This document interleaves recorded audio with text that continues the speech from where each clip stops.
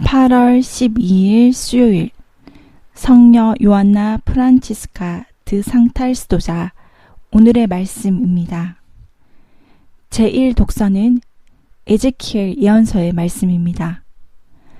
주님께서는 내가 듣는 앞에서 큰 소리로 말씀하셨다. 이 도성의 징벌이 다가왔다. 저마다 파멸의 무기를 손에 들고 나와라.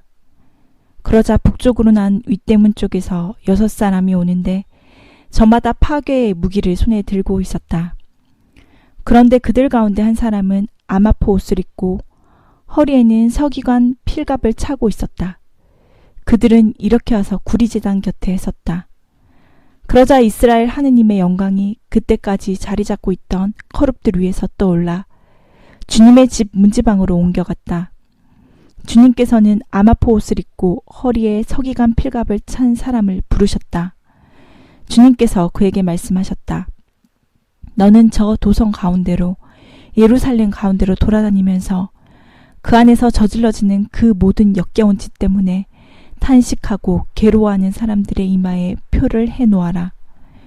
그분께서는 또 내가 듣는 앞에서 다른 이들에게 말씀하셨다. 너희는 저 사람의 뒤를 따라 도성을 돌아다니며 쳐 죽여라.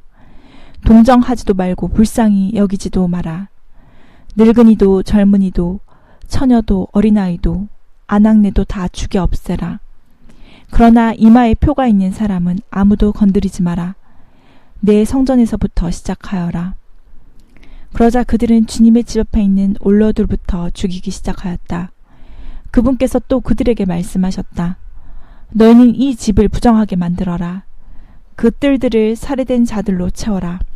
가거라. 그러자 그들은 도성으로 나가서 사람들을 쳐 죽였다.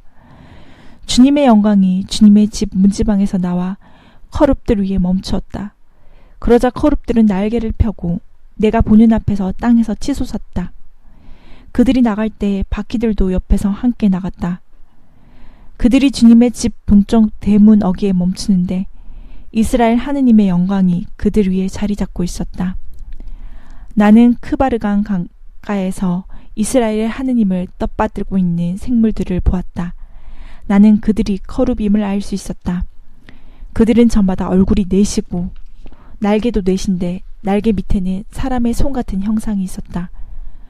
또 그들의 얼굴 형상은 내가 크바르강가에서 보았던 모습 바로 그 얼굴이었다. 그들은 저마다 곧장 앞으로 나아갔다. 주님의 말씀입니다.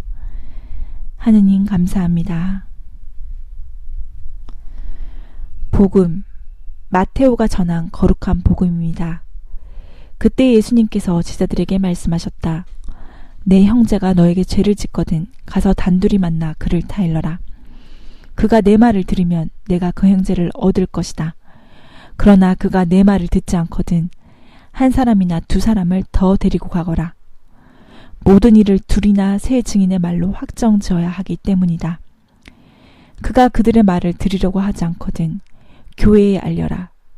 교회의 말도 들으려고 하지 않거든 그를 다른 민족 사람이나 세리처럼 여겨라. 내가 진실로 너희에게 말한다. 너희가 무엇이든지 땅에서 매면 하늘에서도 매일 것이고 너희가 무엇이든지 땅에서 풀면 하늘에서도 풀릴 것이다. 내가 또 진실로 너희에게 말한다. 너희 가운데 두 사람이 이 땅에서 내 마음을 모아 무엇이든 청하면 하늘에 계신 내 아버지께서 이루어 주실 것이다. 두 사람이나 세 사람이라도 내 이름으로 모인 곳에는 나도 함께 있기 때문이다. 주님의 말씀입니다. 그리스도님 찬미합니다. 오늘의 묵상. 마테오는 다른 복음사가들과 달리 복음서에서 다음의 두 가지를 유독 강조합니다. 먼저 하느님께서 우리와 함께 계시다라는 뜻을 지닌 임마누엘입니다. 이는 천사가 요셉에게 알려준 예수님의 이름입니다. 임마누엘은 복음서의 마지막인 예수님의 승천에도 언급됩니다. 나는 하늘과 땅의 모든 권한을 받았다. 그러므로 너희는 가서 모든 민족들을 제자로 삼아 아버지와 아들과 성령의 이름으로 세례를 주고 내가 너희에게 명령한 모든 것을 가르쳐 지키게 하여라. 보라, 내가 세상 끝날까지 언제나 너희와 함께 있겠다. 그리고 오늘 복음에서 또 한 번 씁니다. 두 사람이나 세 사람이라도 내 이름으로 모인 곳에는 나도 함께 있기 때문이다. 마테오 복음서에서 특히 강조하는 두 번째는 교회라는 용어입니다. 베드로의 신앙 고백 이후 반석 위에 교회를 세우시겠다며 하늘나라의 열쇠를 그에게 주셨던 예수님의 말씀에서 처음 언급되었고, 형제가 죄를 지으면 깨우쳐 주라는 오늘 복음에서도 사용됩니다. 그가 그들의 말을 들으려고 하지 않거든 교회에 알려라. 교회의 말도 들으려고 하지 않거든 그를 다른 민족 사람이나 세리처럼 여겨라. 그렇습니다. 오늘의 복음은 교회에 주어진 권위와 권리에 대한 말씀입니다. 따라서 베드로 위에 세워진 교회가 가지는 권위는 파문을 결정하거나 취소하는 힘이 있음을 말합니다. 교회는 형제들 가운데 어느 한 사람도 잃지 않으시고자 언제나 함께 계시는 하느님의 뜻에 따라 죄를 저지른 형제들이 회개하도록 끊임없이 타이르고 기도해야만 합니다. 두 사람이나 세 사람이 주님의 이름으로 모인 곳이 바로 교회입니다. 중요한 것은 머릿수가 아니라 모인 이들의 하나 된 마음입니다.